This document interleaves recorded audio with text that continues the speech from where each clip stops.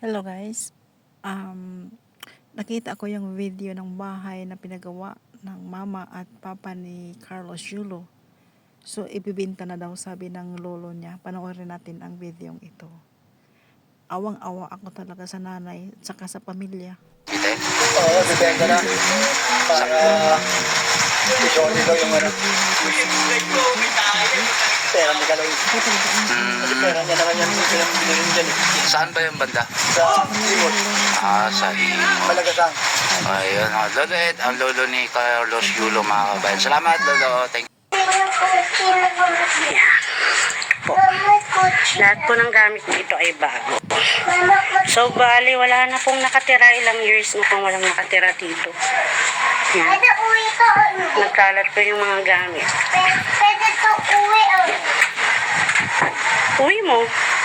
Kanina ba yan? Sa'yo yata yan eh.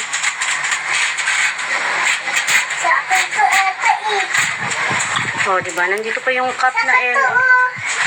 Ito pa yung mga trophy ni Kaloy. Pwede pa ako.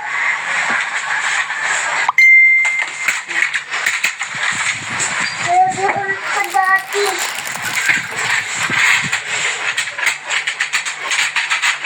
Doon ko dati. Ayun. So, ayan po ang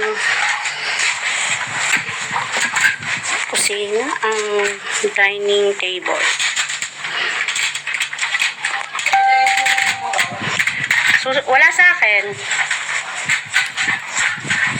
Saan mo nilagay? Nandito pa rin ang labuan ko. Ito po ang dirty kitchen. Lahat po ng gamit dito bago. At dahil po, Bakit ako akit o hindi? At dahil po walang nakatira, so ganito na. Iikis.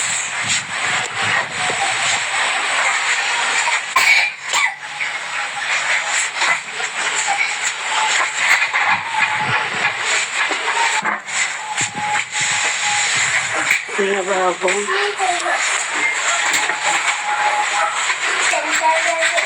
Yung ref. Masakit to yung bega ko, diba? Yes.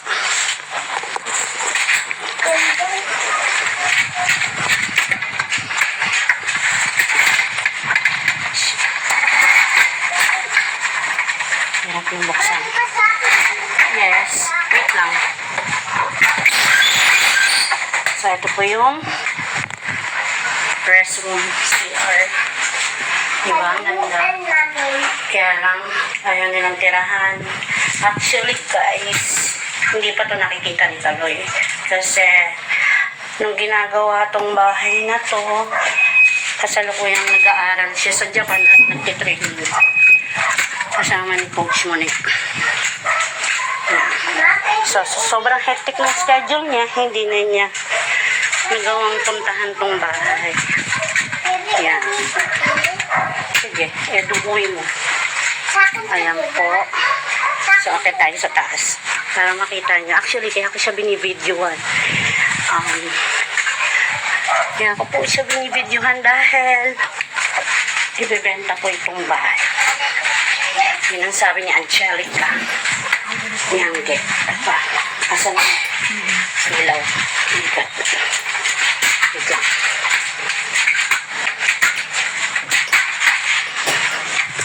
Hala, walang ilaw. Switch. Hala, yun. Ayan po. Ang aming ninyo. Hi, ninyo. Sige. Ito po si Kaloy. Hi, Kaloy. Kamusta ka na? Ayan.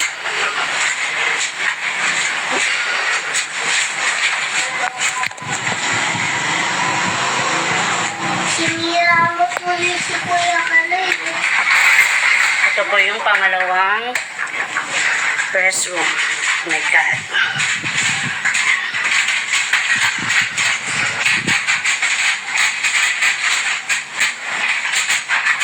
Madumi na. Madumi na siya actually kasi ilang years na rin walang tao dito. So So, pinabayaan nga po ang bahay. Ito po yung second room. Actually, yung ibang gamit na nandito ay galing sa motor shop na itinayo ng kanyang mama. Ni Angelica po. Siya. Yan. Sira po ang motor shop dahil sa road widening. Kaya po, ayan.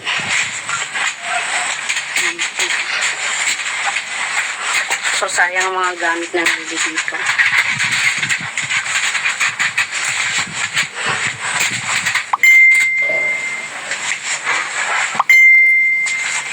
Ayan po yung mga binibenta namin dati na mga parts ng motors. Ayan, yan. Kulong. Yung pinagkakabalahan namin dati. So, binibenta po ito. Ewan ko lang po kung magbabago isip ni Madam.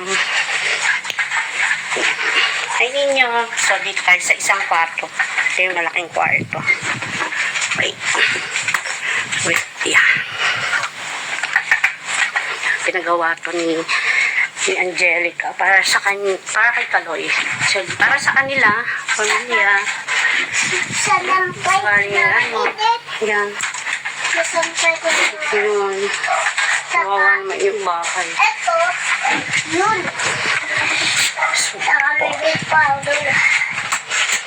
Kung ang aming cabinet dito. Uy, Jay, ang dami ni Jay na rejob, oh. Jay ba yan lahat?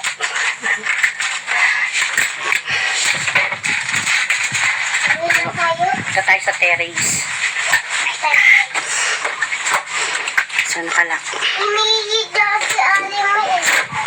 Nakakamiss. Actually. Yun. Ayan. Diba? Umigay.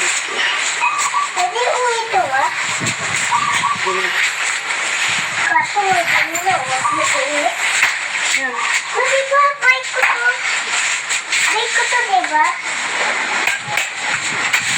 Bike ko to, diba, no? Ay, hindi ako ulit.